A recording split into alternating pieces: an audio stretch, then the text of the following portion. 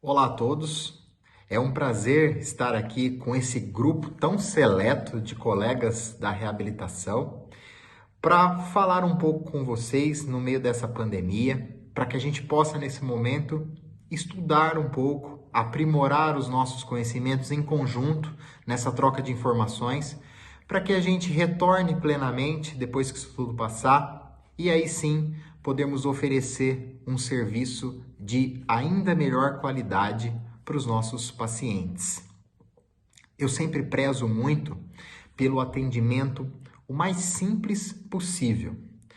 Talvez dando ênfase durante a reabilitação em alguns pontos que às vezes nós fazemos, mas talvez não fazemos com a ênfase que cada desordem pede para alguns gargalos que a gente tem durante a reabilitação. E a prescrição do exercício corretamente, não só pensando nos guidelines que falam em número de repetições, quantidade de séries, ou também com base nos artigos que documentaram um exercício específico por meio de um ensaio clínico controlado, aleatorizado. Não só esses exercícios que nós já temos documentados para poder melhorar a força, ou a resistência, ou a flexibilidade do nosso paciente, mas também pensar em como nós podemos introduzir um exercício que possa dificultar as chances daquele colapso que houve no momento em que o nosso paciente teve uma lesão. E com isso, conversando com o Felipe, que eu queria agradecer pelo convite para estar aqui com vocês, eu pensei em debatermos um pouco aqui sobre o controle motor e os componentes neurais envolvidos na plena execução e prescrição de exercícios de reabilitação. Antes da gente falar especificamente do controle motor, eu trabalho muito com dores crônicas músculo-esqueléticas. E nós sabemos que a dor, ela é uma experiência. E por ser uma experiência, se você for no dicionário procurar o que significa experiência, ela está relacionada com um hábito. Então a dor, ela é um hábito aversivo, sensorial e emocional e dependente de memória. A memória é um aspecto muito importante deste fator emocional que está envolvido na desordem que acometeu o seu paciente com dor. E às vezes, o seu desfecho para dor, quando você vai tratar o paciente, muitas vezes não é isso que você busca especificamente. Então, vamos falar de um atleta, de um esportista pós-operatório de ligamento cruzado anterior. Talvez, quando você está ali no segundo, terceiro, quarto mês pós-operatório em reabilitação, a dor não é uma preocupação sua primária. Esse paciente já passou pelas primeiras dificuldades que se relacionam com a dor pós-operatória. Mas esse pensamento, essa reflexão que a dor crônica nos traz, quando a gente vai estudar sobre ela, a gente pode expandi-lo para questões relacionadas ao sofrimento e não só à dor. A dificuldade que um atleta, que um esportista ou que um paciente tem de realizar uma atividade, uma tarefa que você quer simular ali das atividades de vida diária dele, aquela dificuldade que ele tem de fazer, aquele receio, pode estar relacionado com essa sensação, com essa percepção de sofrimento. Então, todos os meus pacientes, mesmo em que o meu desfecho principal que eu estou buscando, que é o meu objetivo, não seja a melhora da dor, eu utilizo técnicas de abordagem das dores crônicas em relação a essas percepções de sofrimento que o paciente tem. E a gente sabe, se nós ainda focarmos no esportista, que muitas vezes a dificuldade dele de retornar às suas atividades plenas tem um componente psicológico. E esse componente psicológico, vamos buscar lá nas nossas reflexões a respeito de dores crônicas, esse sofrimento psicológico envolvido tem relação com a memória do trauma. Tenta colocar um atleta de pós-operatório de ligamento cruzado anterior, tenta colocá-lo na fase que já permita que ele faça, para fazer exposições que remetam àquele momento em que ele teve a lesão. O cérebro naturalmente vai buscar a percepção que ele tem para fazer aquela tarefa relacionada a quê? Ao aprendizado prévio. Aprendizado prévio é o quê? Memória. E há um ponto de inflexão ali naquela memória, o momento do trauma. Então aquela memória vai gerar um sofrimento tal que dificulta o atleta a executar plenamente aquela tarefa. E pensa comigo, eu tenho aqui uma dupla dificuldade. Esse atleta já se lesionou fazendo aquele mecanismo de trauma. Então pensa comigo, vamos pensar na lesão. Ele teve uma lesão num giro, num pivô do joelho. Naquele momento em que as estruturas estáticas chegaram no seu limite, ele deveria ter tido uma resposta eficiente, aqueles receptores naquela região deveriam ter mandado e mandaram uma sensação para o cérebro, e esse cérebro deveria devolver o quê? Um controle dinâmico para auxiliar aquele controle estático. Por algum motivo, naquele momento, essa resposta foi ineficiente. Foi ineficiente uma vez apenas e levou à lesão. Por várias vezes, ao longo daquela prática, essa resposta foi eficiente, mas bastou uma para que ele tivesse um colapso das estruturas estáticas e levou àquela lesão de ligamento cruzado anterior. Então, mesmo que tenha sido uma única vez, isso mostra que eu preciso melhorar aquele controle, aquela resposta para estabilização daquela situação no segmento. Além disso, além dessa resposta ter sido deficitária, depois da lesão, eu tenho um outro componente que vai suplantar ainda esta resposta anterior que foi deficitária, que é o quê? O medo. O medo que está conectado com a memória do trauma. Então pensem comigo, além dele ter tido uma resposta ineficiente prévia que levou à lesão, eu ainda tenho nesse momento um outro componente que é o medo, baseado na memória do trauma. Então, mais do que nunca, esse controle, essa resposta vinda do cérebro para poder dar o subsídio, o alicerce necessário para que aquela tarefa seja cumprida com estabilidade e segurança e eficiência, precisa ser plenamente treinado. E muitas vezes nós não fazemos isso de uma maneira eficiente na clínica. É por falha nossa? Não, porque é um conhecimento que nós estamos descobrindo agora, recentemente, que cada vez mais nós devemos ter a obrigação de aperfeiçoá-lo. Então, eu quero partir primeiro do princípio de que o exercício que nós vamos trabalhar essa melhor resposta do paciente para esses eventos, para esses mecanismos de trauma, ele não é somente baseado em fortalecimento, ganho de resistência e melhora da flexibilidade. A literatura ela divide os exercícios em alguns tipos, dependendo do enfoque que você quer dar a ele. Então, tem exercícios com enfoque neuromuscular, que são esses, os clássicos.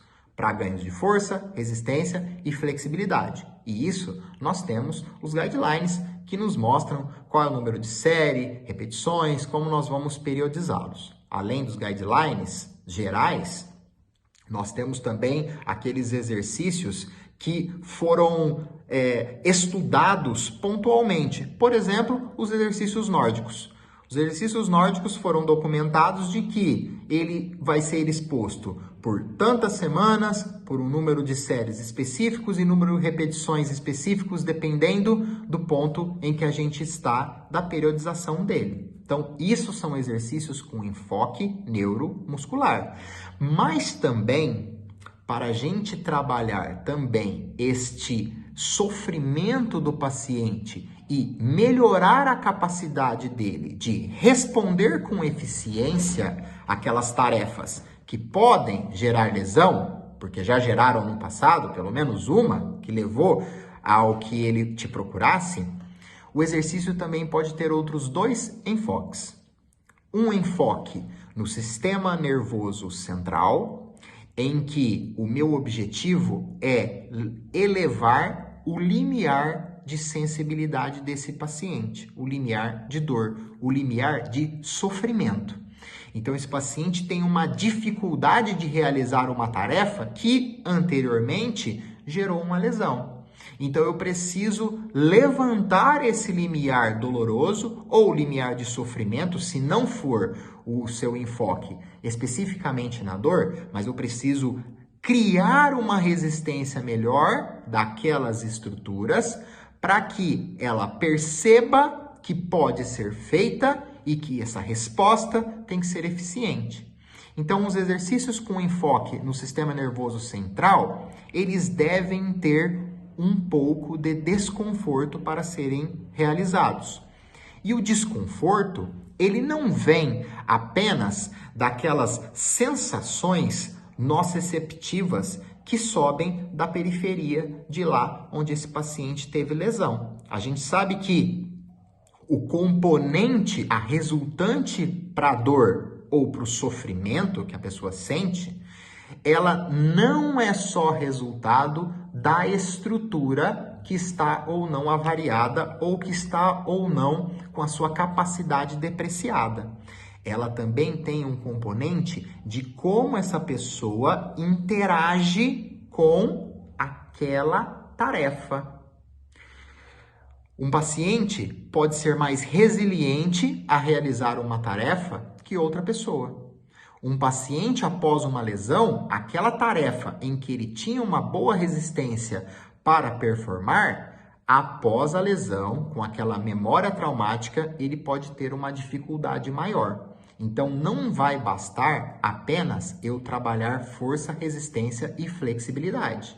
Eu preciso compor, e o conceito da literatura nos dá essa liberdade de compor estratégias em que eu consiga elevar esse limiar de sensibilidade do paciente, com exercícios com enfoque no sistema nervoso central.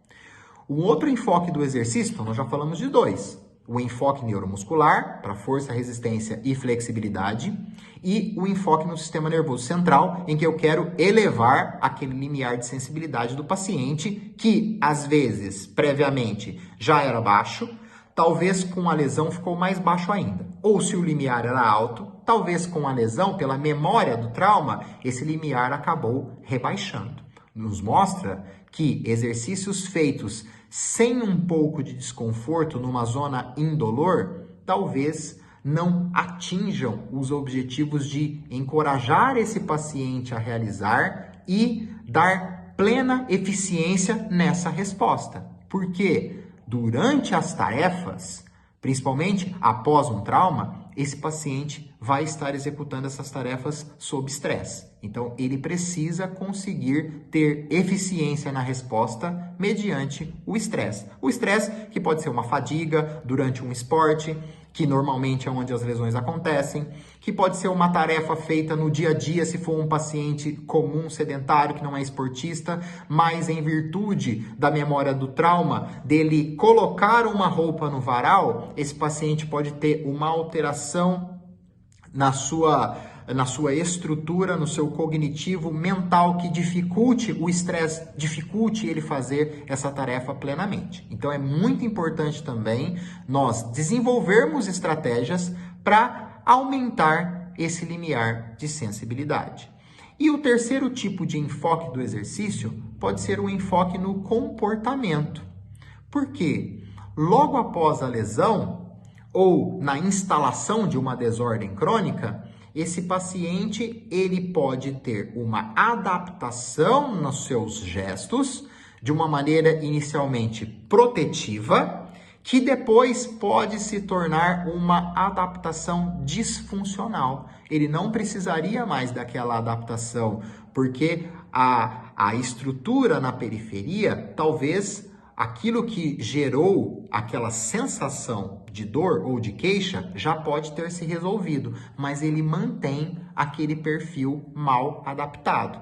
Então eu também posso ter o exercício com esse tipo de enfoque, em treinar novamente as estratégias que esse paciente utilizava anteriormente, que hoje estão mal adaptadas, por exemplo, uma descarga de peso que esse paciente tinha plenamente entre os membros e hoje ele desloca um pouco mais para um lado. Você tem que readaptar ele para quê? Para evitar uma nova lesão e que ele execute os gestos de maneira mais eficiente possível. Então, meu primeiro recado, o exercício ele pode ter 3 enfoques: neuromuscular, força, resistência e flexibilidade. Enfoque no sistema nervoso central para a gente levantar o limiar de dor, e esse tipo de exercício ele precisa ter um pouco de desconforto, e também o exercício com enfoque comportamental, em que eu vou trabalhar a função daquele membro para tentar colocar ela como ele era antes, e lembra, como ele era antes, melhorado, aprimorado, porque ele já teve uma lesão prévia, então aquele momento do trauma precisa ser aprimorado. Juntando todos esses conceitos, a gente percebe que o controle motor, então essa resposta, essa interação entre a efetividade do movimento e como o cérebro percebe como ele deve fazer isso com eficiência, ela deve ser trabalhada. E como que nós trabalhamos esse controle? Com exercícios, aquele treinamento sensório-motor. O que seria um treinamento sensório-motor? Treinamento sensório-motor é aquela tarefa que eu vou conseguir ativar, envolver 3 componentes.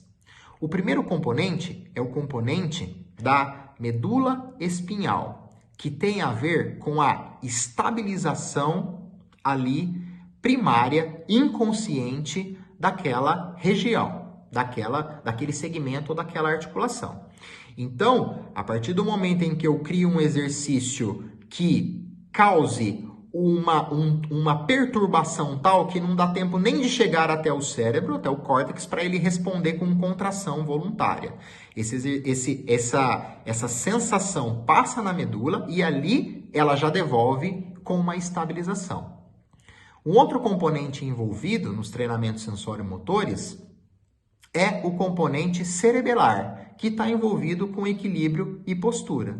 Então, eu preciso bolar exercícios que também atinja esse nível cerebelar para manutenção do equilíbrio. Seja ele qual equilíbrio for, seja ele em qual postura você colocar aquele seu paciente para realizar. Mas eu preciso também ter essa manutenção da estabilidade, do equilíbrio e da postura que ele se encontra para realizar esse gesto. E o terceiro componente envolvido é o componente cortical, em que eu preciso de ter movimentos repetitivos para que eu possa contribuir com contrações voluntárias para fazer aquela estabilização dinâmica do movimento. Então, pensem comigo, se eu destrinchar de trás para frente esses treinamentos sensório-motores, eu vou chegar aonde? Eu vou chegar aos mecanismos de trauma. Então, precisou de uma resposta rápida, que foi falha, ali no nível medular, no nível espinhal, Precisou de uma resposta de estabilidade do equilíbrio no nível cerebelar, que pode ter sido falha ali, e precisou também de atingir o nível cortical, que a resposta final da contração foi lenta, foi deficitária em algum momento. Então, você pode criar exercícios que envolvam esses 3 níveis para que você treine o seu paciente a ter uma melhor resposta de controle. E daí, você pode pegar exatamente tarefas que estão relacionadas à atividade do paciente para criar esses mecanismos. Eu vou dar um exemplo do mais simples possível. Chegou para mim um paciente que tenha uma dificuldade hoje de pendurar as roupas no varal. Vamos continuar com esse exemplo. Então, o que eu quero? Para eu trabalhar esse controle dele nos treinamentos sensório-motores, eu preciso envolver, então, nível espinhal, cerebelar e cortical.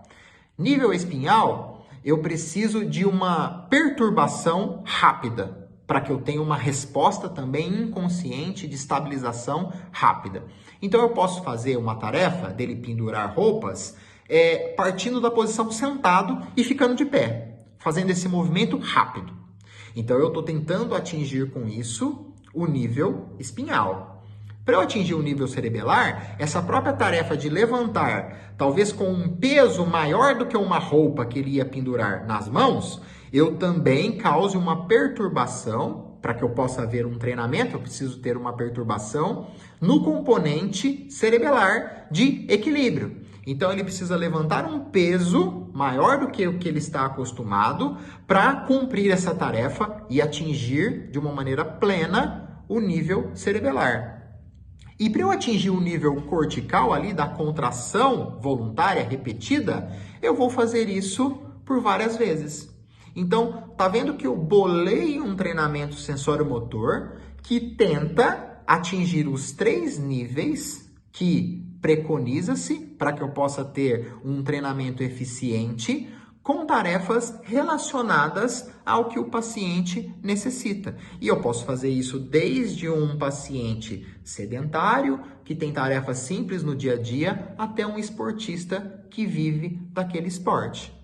Então, importante a gente pensar nisso, porque poucas pessoas acabam treinando de maneira plena os mecanismos de trauma ali durante a reabilitação.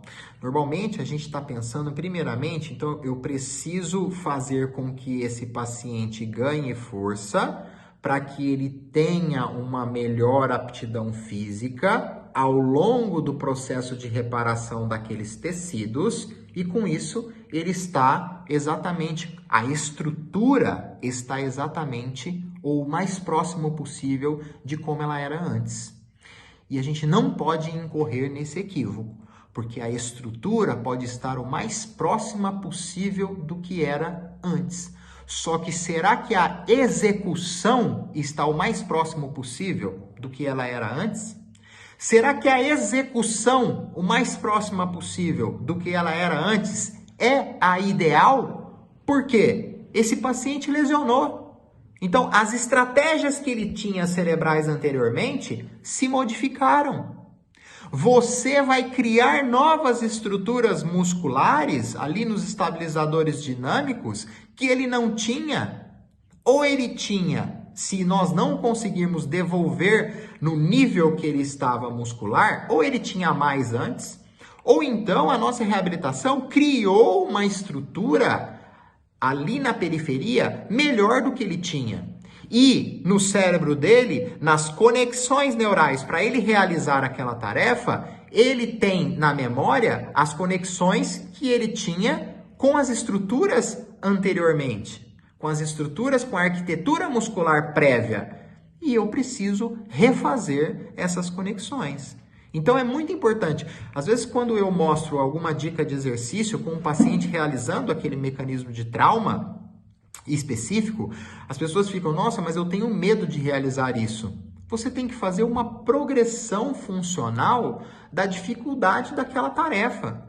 A gente não precisa parar no primeiro estágio em que eu crio força, eu crio resistência e crio flexibilidade para aquele local. Mas Com isso eu treinei a resposta para um evento que pode ocorrer longe de você.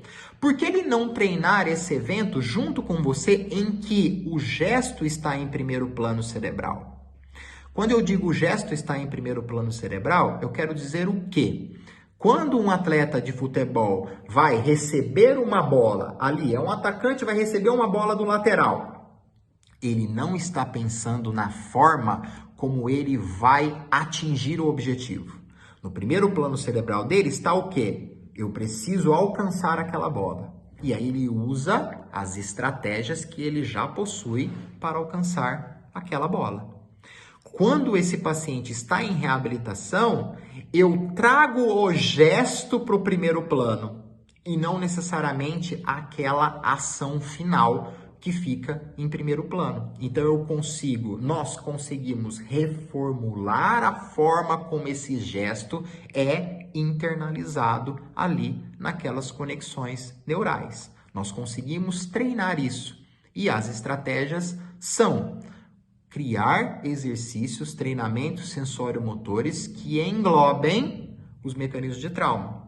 Se eu englobo os mecanismos de trauma no meu protocolo de reabilitação, eu também já estou compondo exercícios para atingir o sistema nervoso central e não só a periferia, porque eu preciso treinar com eficiência essa resistência de que no passado ela estava deficitária.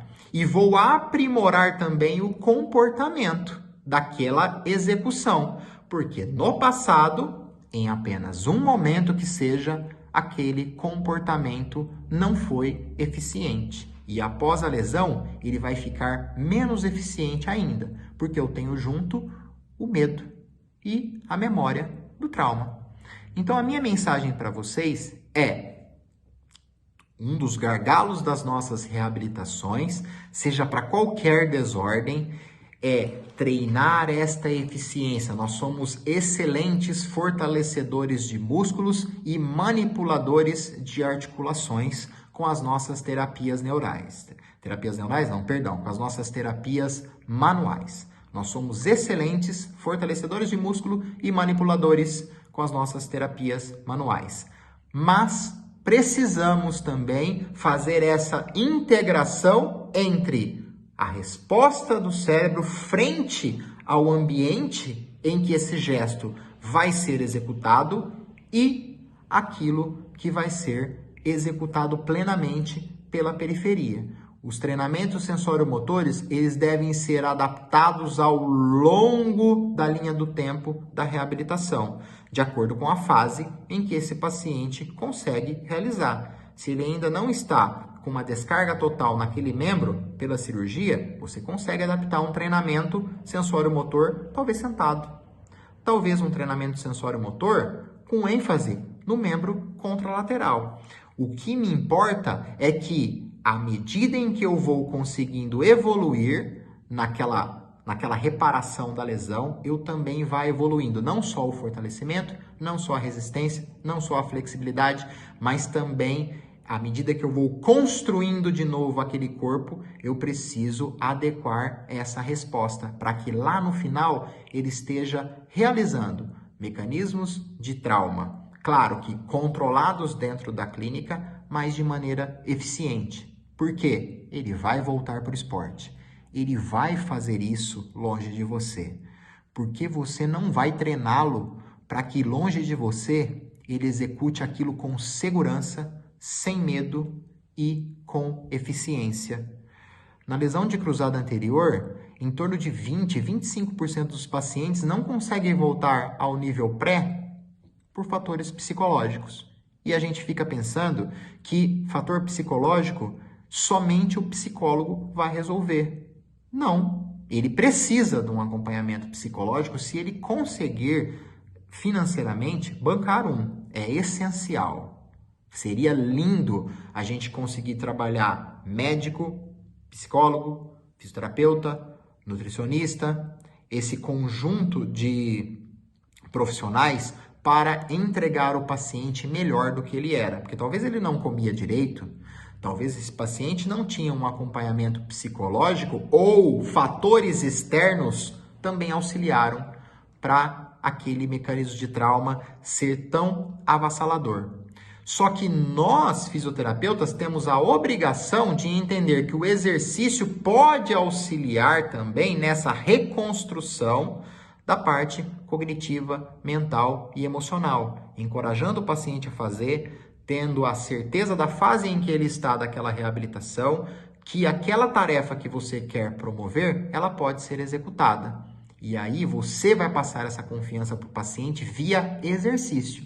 E o psicólogo vai fazer o trabalho dele com maestria dentro da especialidade para tentar desamarrar aquelas outras barreiras cerebrais que esse paciente tem que dificultam ele a executar o seu esporte ou a sua tarefa do dia a dia com plenitude. Mas nós não podemos nos furtar de utilizar o exercício além daquele para fortalecer, para criar resistência ou flexibilidade.